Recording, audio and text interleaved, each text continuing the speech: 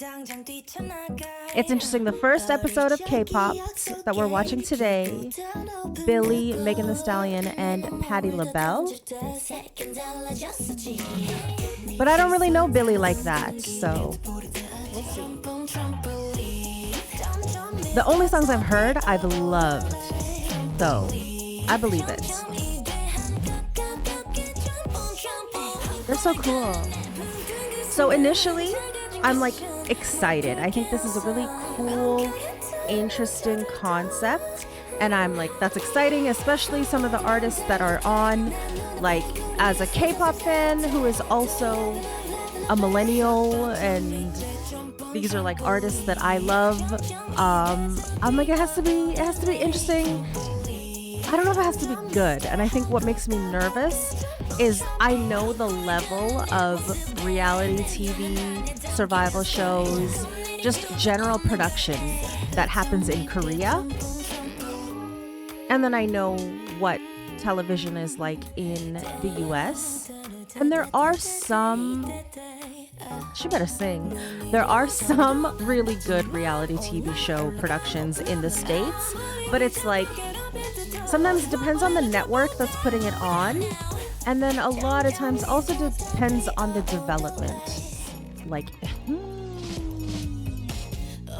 I literally don't know Billlie at all, but this is one of my favorite songs in the world. I just feel like it's not going to be as big as we think it's going to be.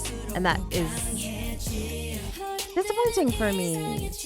And it's especially unfortunate because this is such a huge cross collaboration between the Western music industry and the K-pop industry. Especially the timing right now. There's such a big buzz around K-pop because of K-pop Demon Hunters. And so many people are like, oh, K-pop sounds kind of interesting. Let me get into it. And like, you could introduce a whole new audience of people in the Western market to K-pop. But if you're doing it in a way that's like boring and underwhelming, you're gonna isolate so many people. And then they're gonna be like, oh, K-pop's not really all that. I would hate if people walk away from this show being like, Billlie? They're okay, I guess. ITZY? I don't know. I didn't really like them. ATEEZ? I don't know. I don't get what the hype is. Like, they're okay, I guess. That would hurt me. Like, it would break my heart. All right. Let's jump into this first episode. No, we're going to wait till the end of this song because the song's really pretty. So anything else that y'all have to say about the show or about the concept or about anything? You have how many minutes left in the song? You have a minute left.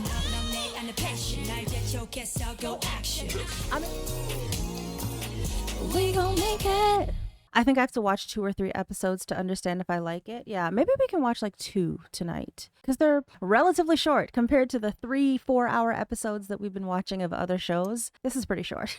Like, I'm excited. Don't get me wrong. I'm coming in with a critical eye, but I am excited. Like, this is very, very cool and it's very, very exciting. I do think it's for a certain demographic. It's for us, right? It's for the people who actually did grow up loving these artists and listening to them all the time, and we're excited to see them again. The 90s, 2000s pop fan to the 2025 K-pop fan, that through line is very direct. It is very direct. Anyway, let's watch it. Let's watch this first episode. K-pop in my head, Savage. Challenging the godmother of soul, in soul, Miss Patti LaBelle. The K-pop groups have to do each performance. K-pop the performance. On K-pop it down. Oh, that's interesting. There's a very like, I'm the host of this show, and here we are talking about what's happening next. It's just a very American thing, I think. Oh, they're splitting. Why is that a whole moment?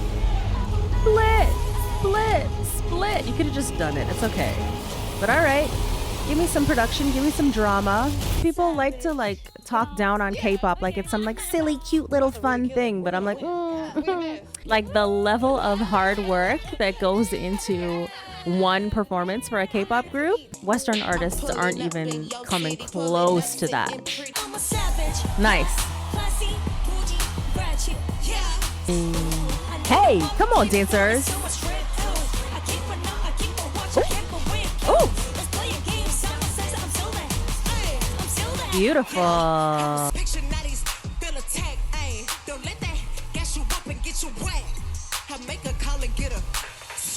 What's happening?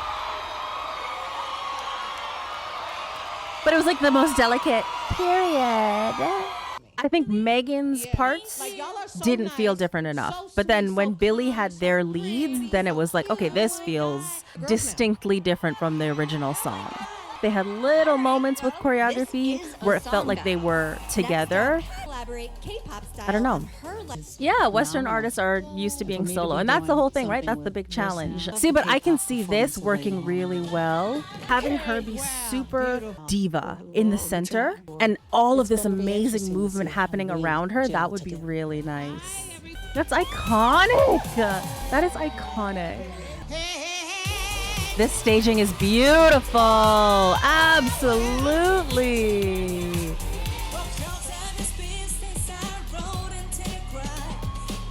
Okay.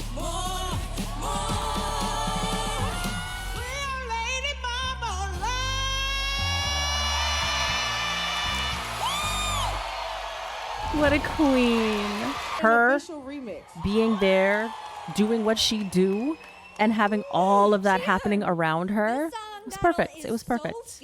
The performance, I liked the Patti LaBelle one more. But as far as like the Billlie members, they were better in the Megan Thee Stallion one. Using light sticks, that's cute. Ooh, nicely done. Ah, everything's gonna be on Spotify. That's cool. That's cool. See, I like this. A lot of people are going to be introduced to K-pop and these groups. We'll confer a little bit. Let's chat a little bit, and then we'll watch the next episode. This is cute. That's a cute little moment. It's hard for me to take Korean shows out of my brain while I'm watching this. I mean, Korean TV is corny too, but it's a different kind of corny, I guess. They're saying things that are so clearly scripted, or they're having these little interaction moments that you know the producers told them to have. I like the idea of two different Western artists kind of reimagining their songs and competing together, and they're working with a certain K-pop group. That's cute. The Korean shows also show a lot more of the process. It's true. We're so much more invested when we watch the performance because we saw a lot of the rehearsal, the learning, what they were struggling with, those moments where it's like, oh, he hit that note or he got that choreography because we saw the process to get there. It feels rushed. It does feel a bit rushed to me. It just feels like they took K-pop groups and they fit them into what they assume a Western audience wants to see. That's the feeling that I'm getting. I'm going to go in order. I know there are certain episodes that we are very excited about. I kind of feel like if I only watch the episodes that I'm really excited about, then I'm not going to bother watching the rest. So I'm going to go in order. We're going to give our honest opinions about all of it. Okay, let's see. What's the next one? Now we're going to watch Spice Girls, Emma and Mel B with ITZY. Your favorite was Mel B. I was just talking about the Spice Girls the other day. I don't know if Mel B was my favorite or if I was the only black kid in my school. So when it was like, which Spice Girl are you? Everyone's like, you're scary. And I was like, I guess so. I guess I'm scary. Take it to the right. I'm so excited. And I'm excited to see what ITZY does with Spice Girls songs. You have Yeji, Chaeryeong, and Ryujin. They are the fiercest, baddest bitches. Please, absolutely not. I don't want to see them like,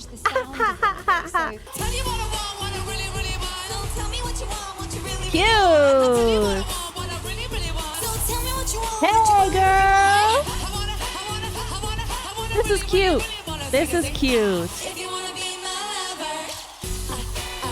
Good job, girl. We got that little moment, right? Beautiful. I'm curious, what producers do they have working on this show? Music producers.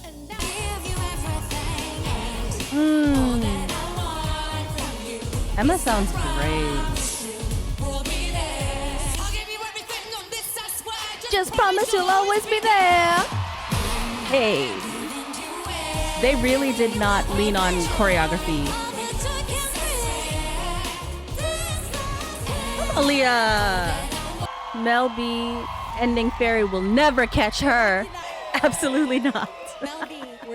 Yeah, Emma sounds fantastic. Really just focused on blocking movement, interacting with each other, interacting with the crowd, and just performing. It was cute. I like the Say You'll Be There performance, the music, the like remix of it. My choice is never winning. Okay. Yeah, I was gonna say, when it's on Spotify, they have to put credits. Like, you have to have credits. Go. Think of all of the songs that we've heard so far, I would listen to the Say You'll Be There remix. The others didn't feel different enough for me to go out of my way to be like, I want to listen to this version of Savage. They didn't really add much to it. I like it, y'all. I do like it. I didn't want to think too negatively about what it might be before I watched it, because I want to be able to experience it and see how I genuinely feel. And I do like it. I don't think it's amazing, that much more amazing than any other Western music show that we've seen, or any Korean music production or survival show type thing that we've seen. It's not that groundbreaking, but it is cool. It's really fun seeing these artists who are fucking iconic. I think I like it. I am enjoying the fact that we got a full performance beginning to end without 70,000 edits. And like everybody's reaction shots. Oh my God. That's refreshing. Wow, it's so much faster. Not rising sun. Oh my God, please. Anyway. But this is cute. This is fun. I got me a 7-day free trial. I am not planning on subscribing to Apple TV. So in the next 7 days, we can push our way through. They're only half-hour episodes, so we can definitely do that. Also, a lot of people were commenting like, it's surprising that Kiss of Life is on this show, but this was filmed last year, y'all said, right? I also don't think that Americans give a fuck. To be honest, Americans don't even know about the controversy in the first place. And then when Americans hear about the controversy, they're going to be like, okay, oh, that's kind of cringe. That's like embarrassing for them, but they're not going to be as mad about it. The way that Americans deal with controversy is very different than the way that Koreans deal with scandals and controversy. And I don't think the powers that be behind this show would give a fuck. I don't think they give a fuck. That's it. All right, y'all. Cool. Thank you for that. I will see y'all for the next episode, patrons.